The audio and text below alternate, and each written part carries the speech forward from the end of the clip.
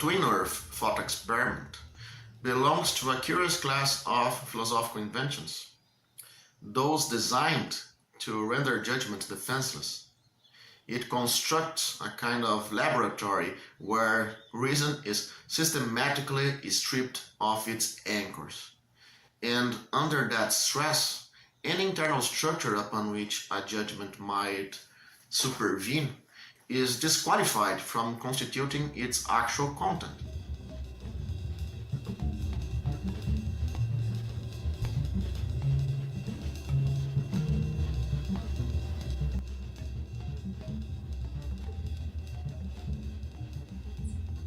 What do we mean by content? Consider the scene. You hold the belief that water is potable. Within the tradition extending from Hume to Kant, the content of this belief is constituted by an internal unity. For a Humean, content is a pattern of association trained into the mind. To know the content of the belief is to know how the mind arrives at it. Through a stabilized habit of inference linking perceptions of clarity, liquidity, and refreshment with the concept of water. The belief's meaning is thus grounded in the associative routines that experience has consolidated into mental regularity. For a Kantian, content is a synthesis, the active organization of representations under a rule of understanding.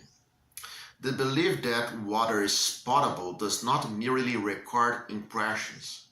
It expresses a unity of manifold intuitions structured by a concept that makes judgment possible, or that makes possible for you to know the content of the judgment when you say that water is potable. So in both frameworks, content is defined by the unity of representations synthesized within the mind.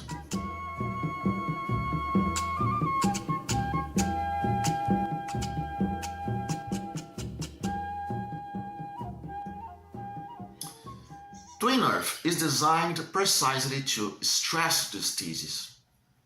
It claims that whatever training set or synthetic structure your mind has domesticated itself to assume, it could map onto a divergent environment. Different training sets, distinct logical quadrants, inferential strategies. To call such an internal construct content becomes misleading. You may hold your belief and think it fixes your position, yet in another world it might lead to conclusions you never intended, leaving you defenseless against mappings you would never endorse.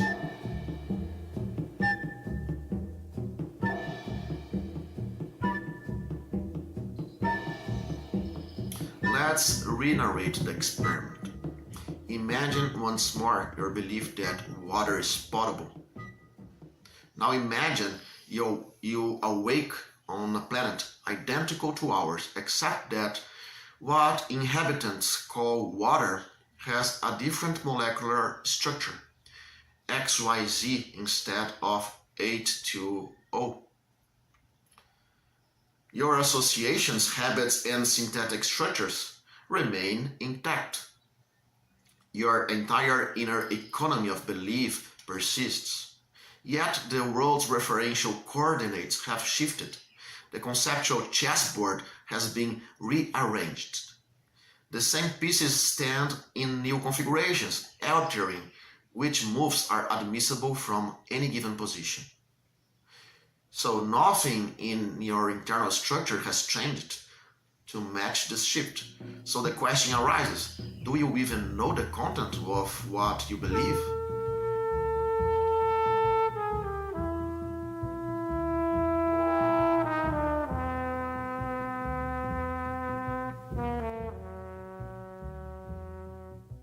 Externalism answers, no, you don't. It concludes that contents are not in the mind, but in the interplay between mental states the linguistic community and the environment that fixes references. So meaning on this view is co-authored by external conditions.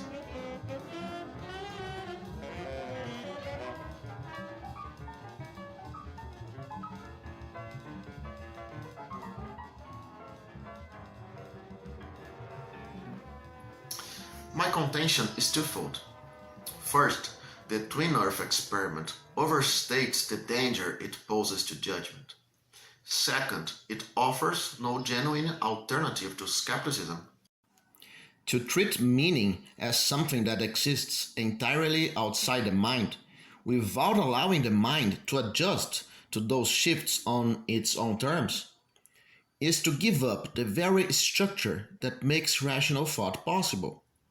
In other words, if the mind cannot re-coordinate its own conceptual framework, or its modal coordinates, in response to new contexts, it no longer reasons, it merely reacts, and that would be to abandon the architecture of reason to chaos.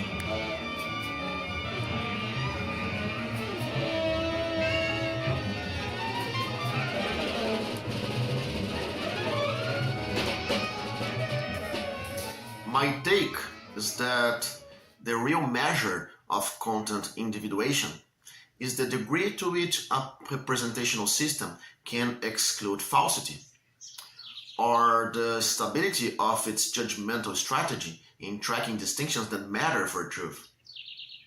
This ability becomes complicated in what I will call epistemically hostile environments.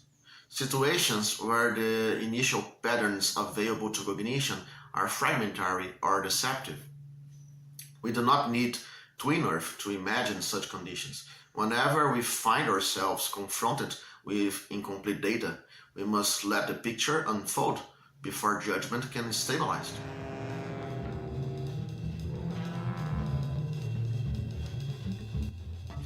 Our epistemic position on the chessboard may, for a time, be severely constrained. The content of our beliefs provisional. Yet, this does not entail a rupture between inner cognition and outer reality. The board may change, but our conceptual trajectories do not dissolve, they accumulate. Which is to say, we were never lost to begin with.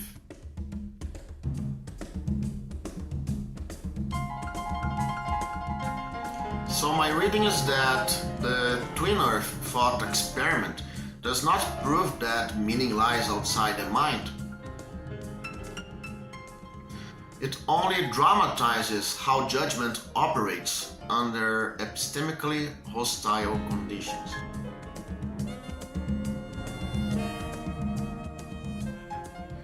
Moments when our inferential architecture must recalibrate itself in order to preserve coherence.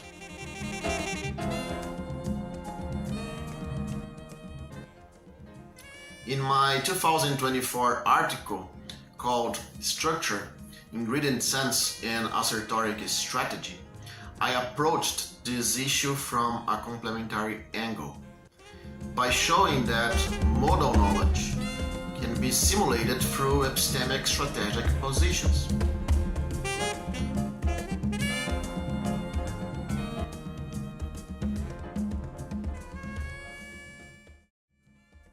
What I called structural knowledge of content represents precisely this ability to maintain a coherent assertoric strategy even when the environment shifts, when the chessboard of belief rearranges itself. From that standpoint, the so-called indeterminacy revealed by twin earth is not a refutation of internal content, but a test of its resilience.